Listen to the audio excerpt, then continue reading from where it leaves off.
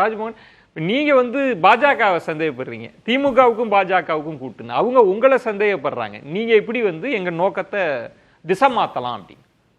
மதிப்பிற்குரிய சகோதரர் சூர்யா அவர்கள் மீதோ பாஜகவினுடைய மாநில தலைவர் திரு அண்ணாமலை அவர்கள் மீதோ இதை போல கண்ணியம் இல்லாமல் சமநிலை குலைந்து கோவத்தில் யாராவது எங்களுடைய பொறுப்பாளர்கள் ரிட்டர்ன்ல அறிக்கையில எங்கேயாவது சொல்லியிருக்கிறோமா? நாங்கள் கடுமையாக விமர்சித்திருக்கிறோம், திமுகவை பாஜக விமர்சித்திருக்கிறோம். ஆனா இந்த பர்டிகுலர் சினாரியோல ஒரு சமநிலை குலைந்து ஒரு ஓவர் ரியாக்ட் பண்ணி, நான் என்ன கேட்கிறேன், சினிமா என்பது கலைத்துறை, காவியங்களையும் கதைகளையும் கடவுளையே காட்டிய ஒரு துறை. அவ்வளவு உயர்ந்த விஷயங்கள் இருக்கிற பொழுது மாநில தலைவர் ஸ்டாச்சர்ல இருக்கிறவருக்கு இடுப்பை கிழுவதா அவங்களுடைய சிந்தனைக்கு வர வேண்டும்? அப்ப உங்க பக்கத்துல இருக்கிற ரம்மி நாயகன் அண்ணன் சரத்குமார் யாரு? மிஸ்டர் பவன் கல்யாண் எவ்வளவு பெரிய பொலிட்டிஷியன், அவரு இந்த ஸ்டேச்சர்ல தான் வந்தாரா? ஹேமா மாலினிக்கும் கங்கனா ரணவத்துக்கும் பாராளுமன்ற உறுப்பினர் சான்ஸ் கொடுத்தது இந்த மெரிட்ல தான் கொடுத்தீங்களா?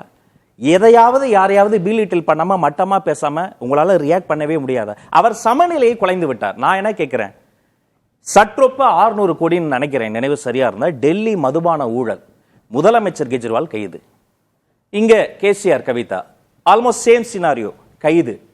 ஆனா தமிழ்நாட்டில் கைது பண்ணுவதற்கான நடவடிக்கை எடுக்க வேண்டிய நீங்க போராட்டம் பண்றீங்க, குற்றச்சாட்டுக்கு ஆளானவங்க உங்களை கைது பண்றாங்க. அப்ப இது டிராமான்னு சொல்லாம வேற எப்படி சார் கிரிட்டிசைஸ் பண்ண முடியும்? என்னோட கேள்வி ரொம்ப சிம்பிள். நீங்க இந்த மதுபான ஊழல் வழக்குல டெல்லியில் காட்டிய தீவிரத்தை, சத்தீஸ்கர் நினைக்கிறேன் அங்க காட்டிய தீவிரத்தை, கேசிஆர் கவிதாவை கைது செய்வதில் காட்டிய தீவிரத்தை இங்க காட்டவே இல்லை. ஒவ்வொரு பர்டிகுலர் சினாரிலையும் ஒவ்வொரு பர்டிகுலர் டைம்லயும் கொஞ்ச நாள் முன்னாடி டிஎம்கே ஃபைல்ஸ்னு மதிப்பிற்குரிய மாநில தலைவர் பிஜேபி அண்ணாமலை அவர்கள் ஒரு விஷயத்தை கையில் எடுத்தார். கெடு விதிச்சார், உங்களுக்கு ஞாபகம் இருக்கா? காவல்துறைக்கு இத்தனை நாட்கள், கவர்னருக்கு இத்தனை நாட்கள், கெடுகாலம் முடிந்து விட்டது. என்னாச்சு? அண்ணா யூனிவர்சிட்டி பாலியல் வன்முறை வழக்குல என்னிடம் ஆதாரம் இருக்கு, போலீஸ் விட்டாலும் நான் விட மாட்டேன்னு சொன்னாரு. என்னாச்சு? அப்ப ஒவ்வொரு பீரியட்லயும் இவங்க கொண்டு வர ஸ்டாண்ட் என்பது இது டிராமா தான். எப்படி ஒரு சித்தாந்த மோதல் நடக்குதுன்றாங்க, நாங்க தான் பிரதான எதிர்கட்சின்னு நாங்க களமாடுறோம்னு சொல்றப்ப உங்களை திமுக பீட்டின்றதுக்காகவே நீங்க திமுகவுக்கும் பாஜகவுக்கும் மறைமுக கூட்டணி எப்படி எதை வச்சு சொல்றீங்க? தனித்தனியா உடைக்கிறேன். இப்ப பிஜேபிக்கும் டிவிகேக்கும் ஆன் ஃபேஸே முதல் நாள்ல இருந்து நாங்க சொல்லிட்டோம். இன்னும் சொல்ல போனா பதிவு செய்து அங்கீகாரம் வருவதற்கு முன்பே சிஏஏ சட்டத்தை எதிர்த்தது தமிழக வெற்றி கழகம். எங்களுடைய மோட்டோ என்ன, எங்களுடைய கொள்கை என்ன, பிறப்புக்கும் எல்லா உயிருக்கும், எங்களுக்கு மதவாதம் கிடையாது. சரி, என்ஐஏல இருந்து சிஏஏல இருந்து இஸ்லாமியர்களுக்கு சிறுபான்மையினர்களுக்கு ஏதாவது தீங்கு வரக்கூடிய விஷயங்கள் எல்லாத்திலையுமே பிஜேபியை கடுமையா நாங்க எதிர்க்கிறோம். டிவிக்கு அதுல மாற்று கருத்தே கிடையாது. அப்படியே இந்த பக்கம் டிஎம்கே வாங்க. டிஎம்கே உடைய ஃபவுண்டேஷன் ஸ்டோன்ஸ் தென்னாட்டு பெர்னாட்சா பேரறிஞர் அண்ணா உருவாக்கியது. பார்த்து பார்த்து ஒரு பொதுக்குழுனா 3 நாட்கள் நடைபெற்று விவாதம் நடைபெற்று வாக்கு அரசியல்ல கலந்துக்கலாமாங்கிறதே கலந்து ஆலோசித்து அவர் உருவாக்குனது. அப்ப அதுல எங்களுக்கு பிரச்சனை. ஆனா இப்ப யார் கையில இருக்கு? மன்னராட்சி என்பது வெறும் மன்னராட்சி கிடையாது, ஒரு கண்ணோட்டம், அது ஒரு சிந்தனை. அங்க இருக்கக்கூடிய எல்லா லெவல் பிரமிட்ல இருக்கக்கூடிய எல்லா லெவல் லீடர்ஸ் மத்தியிலும், மாவட்ட லெவல்ல மாநில அளவுல எல்லார் மத்தியிலும் மிக தீவிரமான இந்த ஒரு கிட்டத்தட்ட ஒரு பண்ணையார் மனப்பான்மை இருக்கிறேன். அதை நேரடியாக சொல்லி மார்ச் 8 தொட்டுவிடும் தூரத்தில் கடந்து போச்சு. இந்த ஆட்சியை அகற்றோன் வெளிப்படையே வீடியோவே போட்டுட்டார் எங்களுடைய தமிழக வெற்றி கழக தலைவர் விஜய். நாங்க எப்படிங்க டிஎம்கே உடைய அண்ணாமலை அவர்களும் அதுதானே சொல்றாரு, 2 திராவிட கட்சிகளுக்கு மாற்றுனாங்க. இப்ப அவர் சொல்வது திமுக தான் எங்களோட முதல் எதிரின்னு. ஆனா நீங்க சொல்வது இந்த விமர்சனத்துக்குள்ளே வராத திமுகவையும் பாஜகவையும் ஒன்னா வச்சு 2 பேருக்கும் ஒரு அண்டர்ஸ்டாண்டிங் இருக்குன்னு சொல்றது இல்ல. Politics is war of narratives தானே.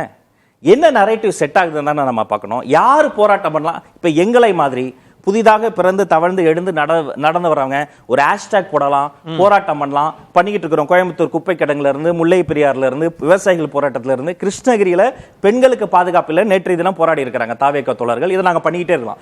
ஆனா நீங்க என்ன கெப்பாசிட்டியில இருக்கீங்க? டெல்லியில என்ன பண்ணீங்க? அதை ஏன் இங்க பண்ண மாட்டீங்க? இந்த ஒரு விஷயம் கிடையாது. எதுலயுமே டிஎம்கே ஃபைல்ஸ்ல என்ன சார் நடவடிக்கை எடுத்தாங்க?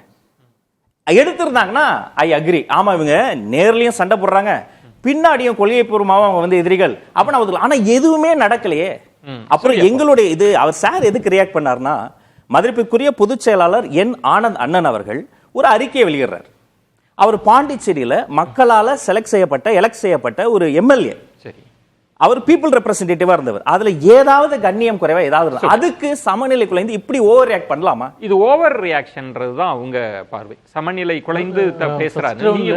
அவர் சொன்னது நீங்க தான் ஒரு சாஃப்ட் அப்ரோச் இருக்கு, களத்தில் போராடுவது மாதிரி இருக்கிறீங்க, ஆனா அப்படி இல்ல, எல்லாமே ஒரு நாடகம் டிராமா அப்படின்றத எப்படி புரிஞ்சுக்கிறது? முதல் ரவுண்டு நீங்க சொன்னீங்க திமுகவையும் விமர்சிச்சிருக்காரு அப்படின்னு சொன்னீங்க அந்த அறிக்கையில். அதாவது இது வந்து 17ஆம் தேதி இவங்க கட்சியினால் வெளியிடப்பட்ட அறிக்கை. இது வந்து அவங்க ட்விட்டர் பக்கத்துலையோ மற்ற அஃபீஷியல் சேனல்ஸ்லையோ இப்போ இல்லை, இதில் போட்டு எடுத்துட்டாங்களான்னு எனக்கு தெரியல. அதில் சொல்லக்கூடிய வார்த்தைகள் பாருங்களேன். அமலாக்கத்துறையை தன் கட்டுப்பாட்டில் வைத்திருக்கும் ஒன்றிய பாஜக ஆட்சியாளர்கள் வேடிக்கை பார்த்து கொண்டிருக்கும் நிலையில் தமிழக பாஜகவினர் தமிழ்நாடு அரசுக்கு எதிராக போராட்டம் நடத்துவது விந்தையிலும் விந்தை. நடவடிக்கை எடுக்கும் அதிகாரத்தை கையில் வைத்துள்ள ஆளும் கட்சியினர் முற்றுகை போராட்டத்தை நடத்தி அதன் வாயிலாக எதை வலியுறுத்த முயல்கின்றனர்.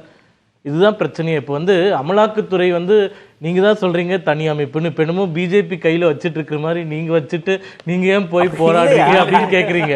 அது வந்து அரசு ஏஜென்சி, அது இது வந்து அரசியல் கட்சி. 10 வருஷமா டாஸ்மாக்ல என்னங்க உங்களுக்கு கோபம் வந்து உங்க கை பாவையா இருக்குன்ற பிரச்சனை என்னன்னா, இப்போ நீங்க கூட இங்க இருக்கிற ஒரு எலைட் ஷாப்புக்கோ டாஸ்மாக் கடைக்கோ போங்களேன், அந்த எம்ஆர்பியோட அதே எம்ஆர்பி பிரைஸ்க்கு உங்களுக்கு கொடுக்குறாங்களா நீங்க பாருங்க. இது யாரு வேணாலும் விசாரிச்சுக்க முடியும்.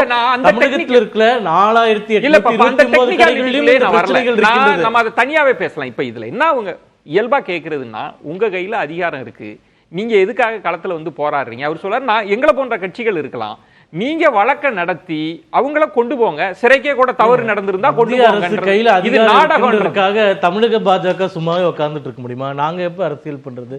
இது பிரச்சனை, இது மக்கள் கிட்ட கொண்டு போகணும். நாங்க அரசியல் பண்ணிட்டு இருக்கோம். அந்த அரசியல கேள்வி கேட்கிறதே ஒரு சிலுபிள்ளைத்தனமா இருக்குன்றது என்னுடைய பார்வை. முதல்ல தமிழக அரசு தமிழக அரசை எதிர்த்து தமிழகத்தில் இயங்கிய பாரதிய ஜனதா கட்சி போராட்டம் பண்ண போறோம். அதுக்கு மக்கள் ஆதரவு இருக்கா இல்லையா நம்ம பாக்குறோம். நேத்து வந்து மக்கள் ஆதரவு இல்லாத பட்சத்துல எதுக்கு இவ்வளவு பேர் வீட்டுல கைது பண்றாங்க, இவ்வளவு பிரச்சனைகள் பண்றாங்க? குழந்தையோடு இருக்கக்கூடிய ஒரு அம்மா கூட வெளியே எதிர்பார்க்கிறது தாவேகா உங்களை அந்த போராட்டத்துக்கு ஆதரவு தெரிவிச்சிருக்கணும். ஆதரவு தெரிவிச்சிருக்கணும். அவங்க ஏன் தெரிவிக்க மாட்டாங்கன்னா, அவங்க அடைய வேண்டிய இடத்துல ஏற்கனவே நாங்க இப்ப இருக்கோம். இப்ப திமுகவை எதிர்க்கக்கூடிய தலைவர் இன்னைக்கு யாருன்னா அண்ணாமலை அவர்கள் தான். விஜய் அவர்கள் இன்னும் முழுவதாக வரவில்லை. அப்ப அந்த இடத்தை அடைவதற்கு இவங்க வந்து எங்களை டார்கெட் பண்றாங்க அப்படின்றது தான் எங்களுடைய பார்வை. சுருக்கமா ராஜ்மோகன், அதாவது திமுக எதிர்ப்பில் யாரு முந்தி இருக்கான்றதுக்காக நீங்க அண்ணாமலை, ஏன்னா அவங்க தான் ஃபர்ஸ்ட்ல இருக்கிறாங்க, அதுதானா? அப்ப இல்ல சார், இது ரன்னிங் ரேஸா? யார் முந்தி வருவது, முதல் சுற்று நிலவரம் அப்படி கிடையாது. பாலிடிக்ஸ் என்பது என்னன்னா, கொள்கை எதிரி பிஜேபி, அரசியல் எதிரி திமுகன்னு தெல்ல தெளிவாய் ஆன் ஃபேஸ் சொல்லி கொள்கை விளக்க மாநாடு வச்சு ஒவ்வொரு நகர்வும் ரொம்ப சொல்யூஷன் ஓரியன்டா, ஏன் இதே மத்திய அரசினுடைய ஒன்றிய அரசினுடைய பட்ஜெட் வந்தபோது அதில் என்னெல்லாம் நன்மை இருக்கு, நல்லது இருக்குன்னு வரவேற்று அதை சொல்லி என்ன ப்ராப்ளம் இருக்குன்னு சொல்றோம். இதுதான் எங்களுடைய ஸ்டைல். இப்ப தமிழ்நாடு அரசினுடைய பட்ஜெட்ல எங்களுடைய தலைவர் அதுல என்னெல்லாம் நன்மை இருக்கு, ஒரு பெண்களுக்கு ஒரு சொத்து பதிவு செய்கிற பொழுது அதுல வந்து ஒரு சலுகை கட்டுவது பர்சனலா நாங்க வரவேற்றோம். ஆனா அதுல என்னெல்லாம், ஏன் பழைய ஓய்வூதிய திட்டம் இல்ல, புதிய நீர்ப்பாசன அறிவிப்புகள் இல்ல? இதுதான் எங்களுடைய தலைவர் டீசன்ட் பாலிடிக்ஸ் உடைய மாஸ்டரா இருக்கிறார். அவரு இந்த ரன்னிங் ரேஸ்ல அவர் கிடையாது. அவர் மக்கள் மனசுல இருக்கிறார். அப்புறம் போற போக்குல ஒன்னு சொல்லிட்டாரு, அவர் இன்னும் முழுசா வரலன்னு. அது வந்து இன்னொன்னு கூட சொல்லுங்க, ஒர்க் ஃப்ரம் ஹோம் அப்படி கிடையாது. we are working on every home. ஒவ்வொரு இல்லத்திலும் உள்ளத்திலும் இருக்கிறார் எங்க தலைவர்.